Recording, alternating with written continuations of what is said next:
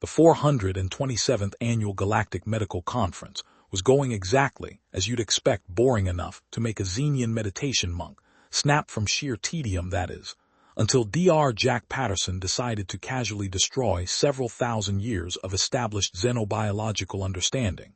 In under 5 minutes, the day had started normally enough. Various beings from across the galaxy were scattered throughout the Grand Assembly Hall of New Singapore's Interstellar Convention Center, all pretending to be fascinated by Avation Doctor's 3-hour presentation on proper tentacle hygiene. Dr. Jack, just call me Patch Patterson, sat in the back row, feet propped up on an empty chair, catching up on his medical reports, while occasionally tossing mints into his mouth with impressive accuracy.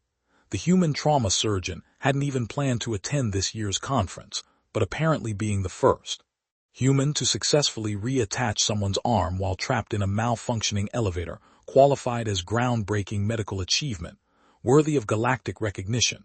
Jack thought it just qualified as a Tuesday ambassador, Clicks TX, the conference's chief organizer and leading authority on Xenom medicine, stood at the podium looking exactly like what would happen if you crossed a praying mantis with a peacock, and then made it wear reading glasses. The ambassador was currently introducing the next speaker with all the enthusiasm of someone reading terms and conditions out loud.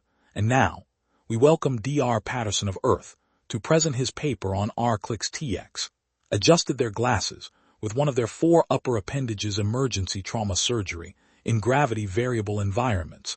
Jack sauntered up to the podium, his characteristic grin firmly in place, the kind of grin that made nursing staff simultaneously trust his surgical abilities and want to check their coffee for salt. Thanks, Ambassador. So funny story about that elevator surgery. Jack clicked to his first slide showing a rather graphic before and after of the procedure.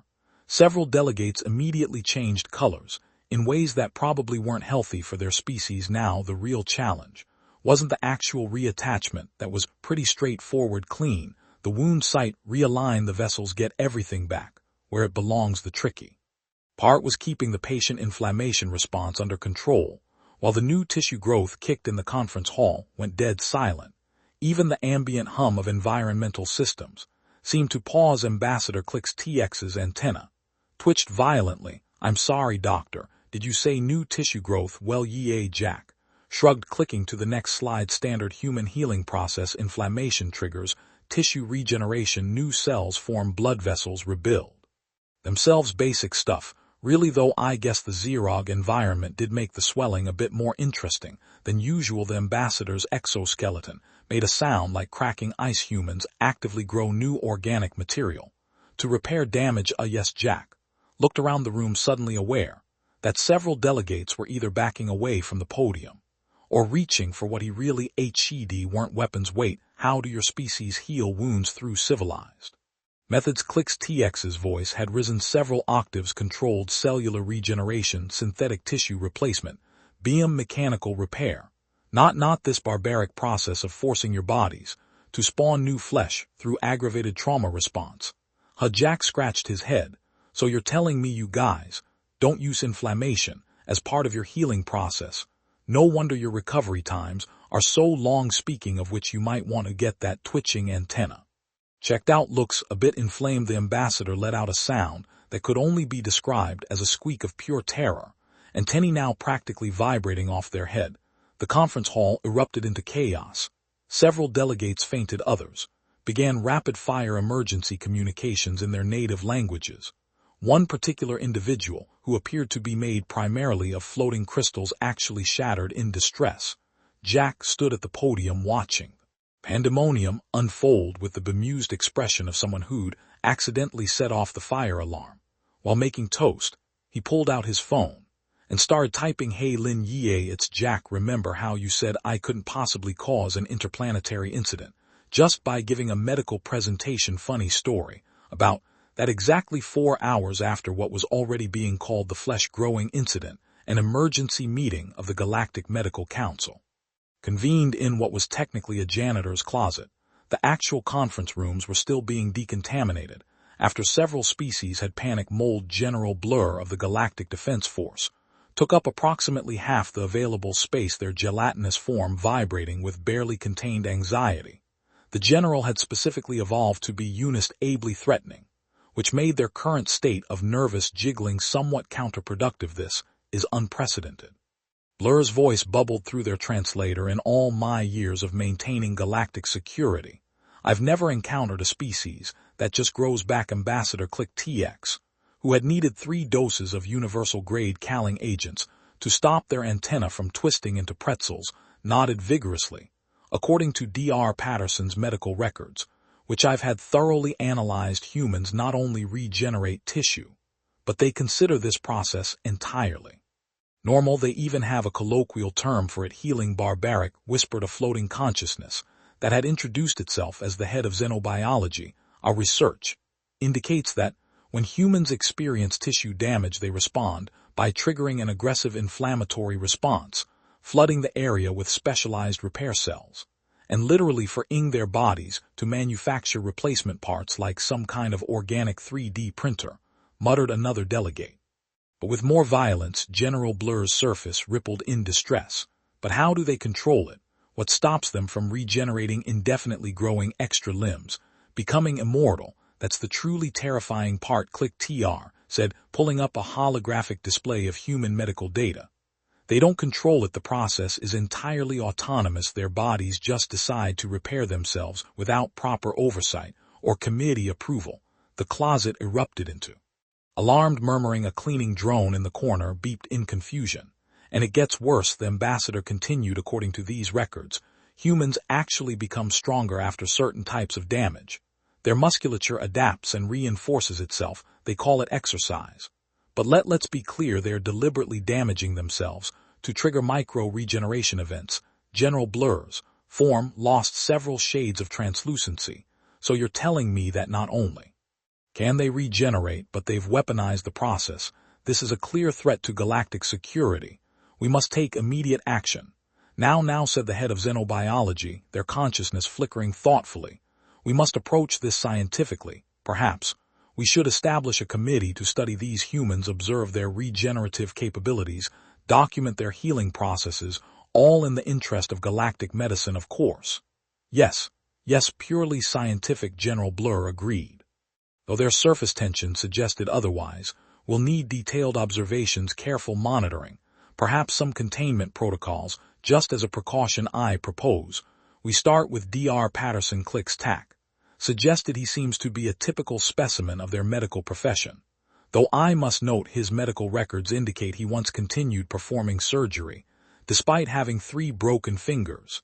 He simply, and I quote, walked it off. The cleaning drone beeped again, this time in what sounded suspiciously like admiration. Very well, General Blur declared, trying to reassume their threatening posture, but mostly succeeding in looking like anxious jelly. We'll establish the Committee for Human Medical Observation. Immediately. Remember, this is strictly scientific research. We're simply gathering data on their unusual biological processes, of course. Agreed the head of xenobiology, though perhaps we should requisition some containment fields and shock troops for peer review purposes. Naturally. Clicks TX nodded. We should also prepare emergency protocols in case they start regenerating uncontrollably. Does anyone know if humans can grow back their heads? Let's not find out. General Blurp shuddered, causing several cleaning supplies to fall off nearby shelves. Meeting adjourned. And someone please help me get out of this closet. I appear to have stress expanded. As the delegates squeezed past now doorway filling General, none of them noticed the small maintenance bot in the corner, transmitting the entire conversation directly to Dr. Patterson's phone. The cleaning drone had after all been programmed by humans. And if there's one thing humans understood better than regenerating tissue, it was the value of good old-fashioned eaves. Dropping the emergency department of New Singapore General Hospital was having what the staff like to call a perfectly normal Tuesday. Apocalypse. 3 hovercar pileups, 1 malfunctioning artificial gravity generator, and a tourist who discovered the hard way that not all local street food was cross-species is compatible. Dr. Jack Patterson moved through the chaos with the practiced ease of someone who long since accepted that normal was just a setting on the coffee maker. Speaking of which, Lynn, please tell me that's the good stuff. Jack made grabby hands at the steaming cup being held by Nurse Lynn Band-Aid Rodriguez, who was simultaneously updating patient charts and fending off a malfunctioning medical drone with a clipboard made with real Earth imported beans and just enough sugar to give a diabetic nightmares. Lynn confirmed, expertly sliding the cup into Jack's waiting hands while smacking the drone with her clipboard. Also, we've got observers, the alien kind, or the medical student kind, alien, 3 of them. They're trying to be subtle, but one's literally a floating blob of anxiety, and another keeps forgetting to maintain their holographic disguise. Pretty sure I saw antenna poking through their human hairdo. Jack took a long sip of coffee, savoring both the caffeine and the growing realization that his conference presentation had sparked exactly the kind of chaos he lived for. How long have they been watching since morning shift change? They seemed particularly interested when you popped your dislocated thumb back in. During the Hackar trauma cases, Lynn paused to review a chart. By the way, you really should let someone else do that next time. Hey, it's faster this way. Besides, did you see their faces? When it made that clicking sound, the crystalline one nearly fractured. Jack grinned, then immediately had to dodge as the medical drone made another pass at his head. Think we should give them a proper show already ahead of you, boss. Link's smile would have made a shark proud. I may have mentioned to the staff that we've got some very interested observers who'd love to learn about human medical practices. Everyone's been extra human today.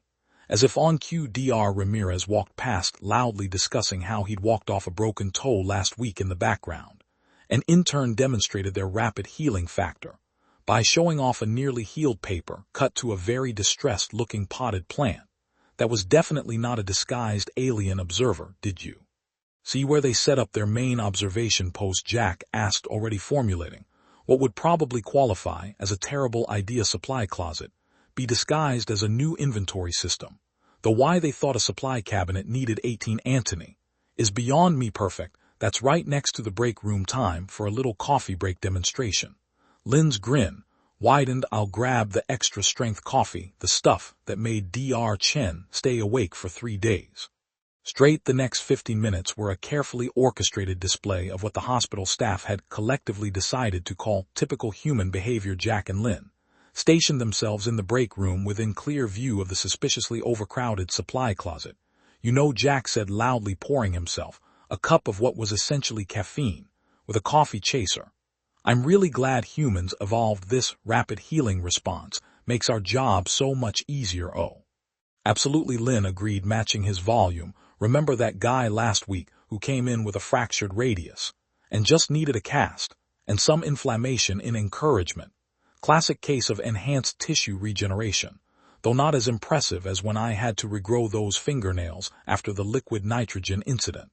A muffled squeak came from the supply closet. Still, Jack continued taking a deliberate sip of his nuclear-grade coffee. Nothing beats good old-fashioned cellular revival. I'm particularly proud of how quickly my 4th finger grew back after that unfortunate airlock incident.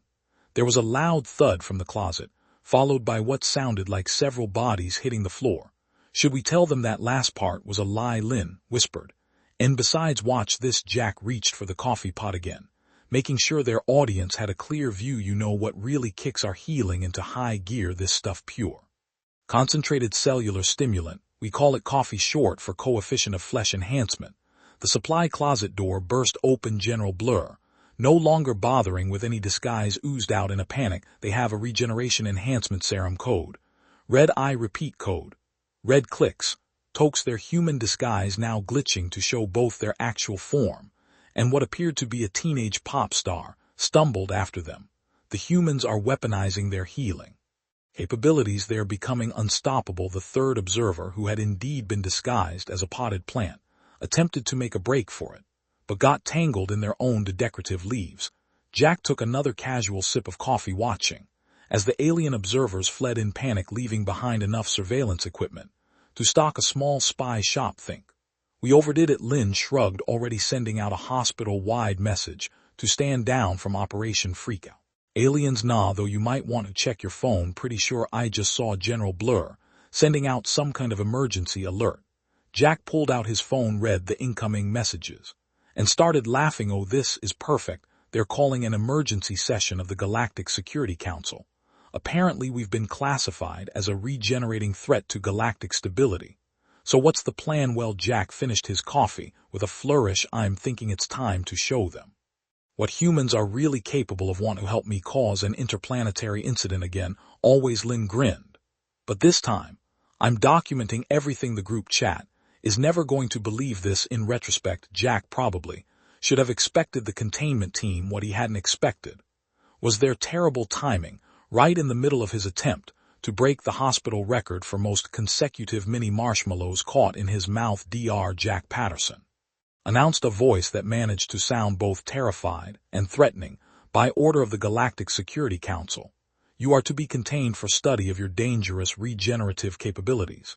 Jack slowly turned away from the vending machine, cheeks still stuffed with marshmallows, to find himself facing what appeared to be a SWAT team designed by someone who'd only ever seen sci-fi movies and had a particular fondness for tentacles. Maram, he asked eloquently before remembering to swallow. Sorry, bad timing. Could you come back in like 10 minutes? I'm only 3 marshmallows away from beating Dr. Chen's record. The lead containment officer, whose armor appeared to be designed specifically to withstand regenerating humans, despite no one actually knowing what that would entail, raised what might have been a weapon or might have been a very aggressive scanning device. Please do not resist. We are authorized to use anti-regeneration countermeasures. Those exist. No, but we really hoped you wouldn't know that. That's when Lynn burst through the door, wielding her clipboard like a shield of righteousness. Jack, the whole hospital surrounded by, oh, she took in the scene. I see you've met our new friends. Indeed, Jack nodded casually, reaching behind him to punch in another code on the vending machine. I was just explaining how I'm about to break the marshmallow record, the one Dr. Chen set last year. That's the one, the record that led to the Great Sugar Rush incident of 2073. Exactly the one that we swore never to speak of again. After what happened to the Gecko Ward, Jack grinned. Want to help me recreate it? The containment team's leader made a sound that suggested their universal translator was struggling with the concept of pure exasperation. This is serious. You are a biological hazard, your uncontrolled regenerative capabilities. Quick question, Lynn interrupted. Did anyone actually research human biology before planning this containment operation? Of course. We observed your kind extensively. We know all about your healing serum, your rapid tissue generation, your ability to regrow limbs. That last one was a joke, Jack pointed out. What? Yeah, we can't actually regrow limbs. That's why I had to reattach that guy's arm in the elevator. If we could regrow them, that would have been a way shorter surgery. There was a long pause as the containment team processed this information. But we saw you drinking the enhancement serum, the coffee. Lynn snorted. It's just bean juice, makes us hyperactive and occasionally vibrate. But that's about it. Although, Jack added thoughtfully, I'm pretty sure the stuff in the break room could qualify as a chemical weapon under certain treaties. The containment team leader's armor made a distressed whirring sound, but the inflammation response, the autonomous healing, the exercise-induced adaptation, yeah, that's all normal. Jack shrugged. BAS, human biology, we're not special or dangerous. We just heal differently than you folks, though I will say watching you all panic about it has been the highlight of my year. But General Blur said General Blur also thinks humans photosynthesize because someone once told them we need vitamin D from sunlight. Lynn pointed out. The containment team huddled together, having what appeared to be an intense whispered discussion about the embarrassing possibility that they'd mobilized an entire containment operation based on a misunderstanding and some very convincing lies about coffee. That's when Jack's earlier vending machine inputs finally processed, and the machine began dispensing its entire stock of marshmallow packages. All at once. Run, Lynn suggested. Run, Jack agreed. What followed was perhaps the most ridiculous chase scene in medical history. Jack and Lynn fled through the hospital corridors, leaving a trail of marshmallow packets in their wake. The containment team followed, slipping and sliding on the scattered suits, their impressive armor proving remarkably ineffective against small, squishy projectiles. They burst through the pediatric ward, where several children immediately joined in what they assumed was a new hospital game, pelting the aliens with stuffed animals through the rehabilitation center, where confused patients watched armored aliens trip over exercise equipment, past the pharmacy, where Dr. Chen took one look at the chaos, muttered not again, and promptly hid under his desk.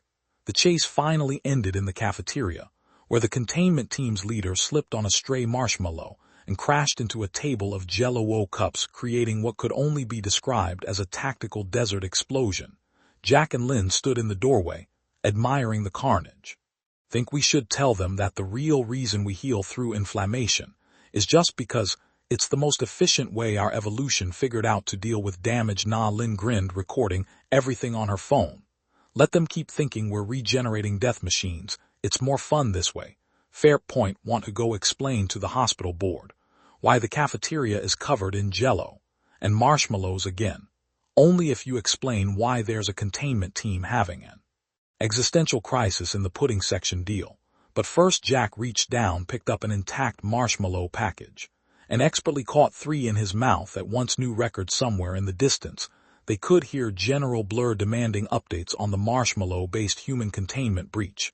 It was, Jack decided, shaping up to be a perfectly normal Tuesday.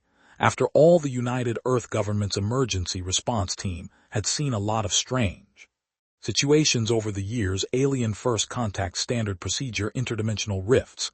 There's a form for that, but hospital chaos caused by misunderstanding of basic human biology was definitely a new one for the filing system ambassador. Helen Hell No Martinez stood in the hospital conference room, pinching the bridge of her nose as she listened to Jack's explanation, her signature expression, a look that had once made 3 different planetary councils apologize for existing, was in full force. Let me get this straight, she said, her voice carrying the weight of someone who'd read the incident report 3 times and still couldn't believe it. You told them coffee was a regeneration serum in my defense. Jack replied they were already convinced we were some kind of self-repairing death machines. The coffee thing just seemed funny at the time, and the marshmallow incident, that was just good timing. Lynn, who'd been quietly adding to her viral video collection, raised her hand. If it helps, the clip of the containment team sliding into the Jell-O has already gotten 6 million views on GalacTube. Ambassador Martinez's eye twitched. It doesn't. That's when General Blur oozed into the room, followed by a very disheveled Ambassador Clicks TRX, who appeared to be wearing what was left of their human disguise, mainly just a wig sitting askew on their antenna. This is unprecedented, Blur bubbled indignantly. The humans have weaponized their regenerative abilities, and their food supplies. The marshmallows were an accident, Jack pointed out. Weaponized confectionery. Ambassador Martinez held up a hand, instantly silencing the room with the practiced ease of someone who regularly dealt with planetary diplomacy and had once won a staring contest with a hive mind. Perhaps we should discuss this over dinner somewhere neutral without marshmallows. And that's how they ended up at Taste of the Galaxy, New Singapore's premier multispecies restaurant, attempting to prevent an interplanetary incident over appetizers. You see, Jack explained, gesturing with a breadstick, human healing is really just basic biochemistry. When we get hurt, our bodies trigger inflammation to clean up the damage and start repairs. It's not regeneration, it's just aggressive home maintenance. But the coffee, General BL whispered, their form rippling with remembered terror, is just a stimulant, makes us more alert, sometimes jittery, occasionally leads to questionable decision-making. But that's about it. Then explain the exercise adaptation phenomenon. Click TX demanded, antenna quivering. You deliberately damage your muscle tissue to make it stronger. Well, when you put it that way, it does sound a bit weird, Lynn admitted. But it's not like we're doing it to become invincible. Humans just adapt to stress, like how I've adapted to working emergency room holidays by developing an immunity to chaos. Ambassador Martinez, who had been quietly radiating diplomatic disapproval throughout the entire conversation, finally spoke up. Perhaps a demonstration would help clear things up. Oh no, said Jack, immediately recognizing her tone as the same one Lynn used right before suggesting something terrible. Oh yes, Martinez smiled. Dr. Patterson, would you mind getting a small paper cut? Show our guest the Terrian human healing process up close. The alien delegates recoiled in horror. You want him to deliberately injure himself? Click Tox's translator glitched with shock. In public, without proper medical oversight or committee approval. It's just a paper cut, Jack shrugged, reaching for a menu. Barely even counts as an injury. What followed was perhaps the most dramatic paper cut in galactic history. As Jack ran the menu edge across his finger, General Blop shifted through 7 different colors of translucency. Clicks Terex and Tenny tied themselves into a knot. 3 other diners fainted. See, Jack held up his finger, showing the tiny cut. Now, We just wait a few days. And it'll heal completely, no regeneration serum needed. But General Blur's surface tension was reaching critical levels. The inflammation it's starting already. The human flesh is angry. That's just the immune response, Lin explained, trying not to laugh completely. Normal, though I have to admit angry flesh would make a great band name. So you're saying, Clicks began slowly, that humans don't actually have supernatural healing abilities? Nope. And the coffee isn't an enhancement serum, just tastes good and keeps us awake. And the marshmallow incident, pure chaos and good timing, Jack grinned. Though I did break the record. Ambassador Martinez cleared her throat. So can we all agree this has been a simple misunderstanding, one that definitely doesn't require any containment protocols or emergency council sessions. The alien delegates huddled together, whispering furiously. Finally, General Blur turned back, trying to regain their threatening posture, but mostly succeeding in looking like embarrassed jello. We may have overreacted slightly, Martinez agreed dryly, though Click Toa added, and Tenny finally unnodding themselves. You must admit that growing new tissue through controlled inflammation is rather unusual, says the species that can photosynthesize their own bandages, Lin muttered. Just then Jack's phone buzzed. He looked at it and started laughing. Oh, this is perfect. The video of the gel incident just got picked up by the Galactic News Network. They're calling it the Great Human Containment Catastrophe of 2074. General Blur made a sound like a deflating balloon. Perhaps we should discuss terms for keeping this quiet. Ambassador Martinez's smile would have made a shark check its insurance policy. Oh, I think we can work something out, but first, who's ready for dessert? I hear they serve excellent jello. The resulting diplomatic screech could be heard 3-star systems away. The Galactic Assembly Hall was packed, not just regular packed, but someone told the Hive M Collective there would be free snacks. Packed. The emergency session of the Galactic Council had drawn representatives from every spacefaring species, all eager to witness what the news networks were calling the Great Human Healing Hysteria. Dr.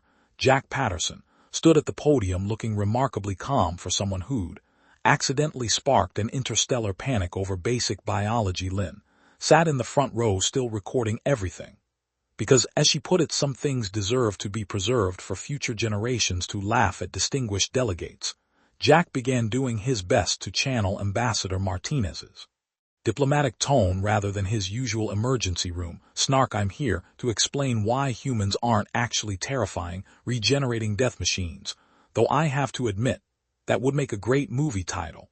A nervous titter ran through the crowd. Several delegates who had been present for the infamous conference presentation began to edge toward the exits. First, let me clear up some misconceptions.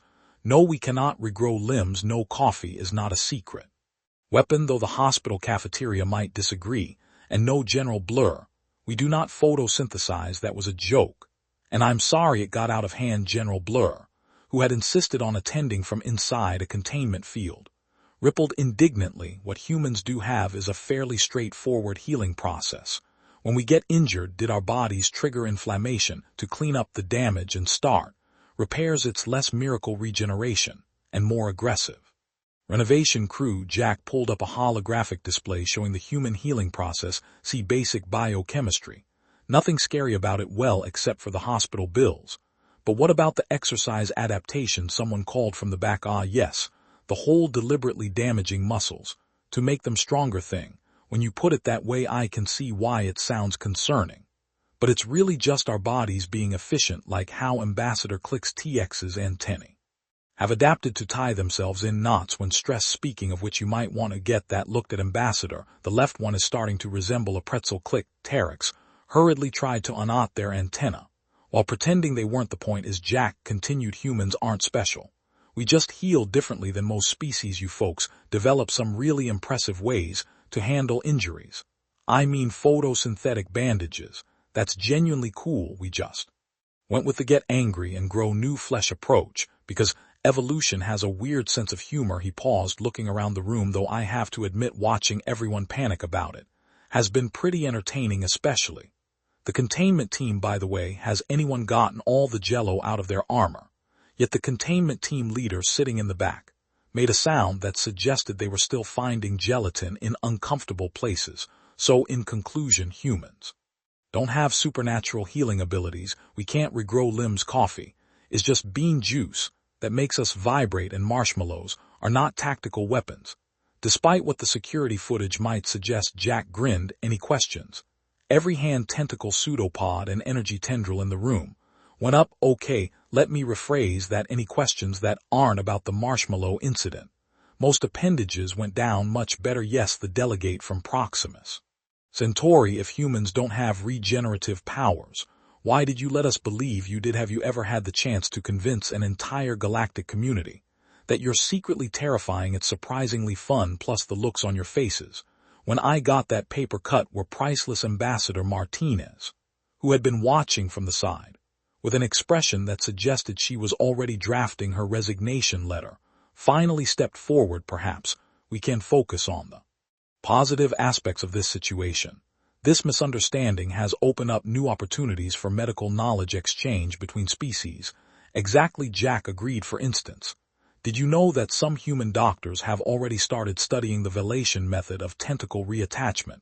Turns out it works great for finger surgery, though we're still working on the suction cup part. And Lynn added from her seat, the video of the containment team's Jell-O encounter has sparked a galaxy-wide interest in human desserts. 3 alien species have already requested the recipe, though we're still trying to explain that it's not actually a tactical polymer. A wave of laughter rippled through the assembly. Even General Blur's containment field seemed to vibrate with something that might have been amusement. So Jack concluded, instead of panicking about human healing, maybe we could focus on sharing medical knowledge. Though fair warning, if anyone asks me to demonstrate inflammation again, I'm bringing marshmallows. The resulting vote to classify humans as unusual, but not actually terrifying, passed unanimously, though several delegates insisted on adding a subsection about potentially weaponized confectionery. In the weeks that followed, the great human healing hysteria became a popular topic in galactic medical schools. Jack's presentation went viral on GalaTube, spawning countless memes about angry human flesh and tactical Jell-O deployment. The hospital gift shop started selling t-shirts with "I survived the marshmallow incident" printed on them. And perhaps most surprisingly, coffee became the most requested beverage in the Galactic Assembly cafeteria, though most species treated it with the same caution, usually reserved for experimental fusion reactors. As for Jack and Lynn, they went back to their normal routine of emergency room chaos only. Now, with the addition of occasional alien medical students who watched human healing with a mixture of horror and fascination. Jack even started keeping a scorecard of how many fainted during suture demonstrations. You know, Lynn said one day, watching an alien intern try to comprehend the concept of scab formation. Maybe we should tell them about how humans deal with broken bones. Jack's grin could have powered a small starship. Let's save something for next year's conference. After all, he thought, watching the intern turn an interesting shade of purple. Some things are worth waiting for, like healing and chaos, and the possibility of causing another interplanetary incident with basic human biology.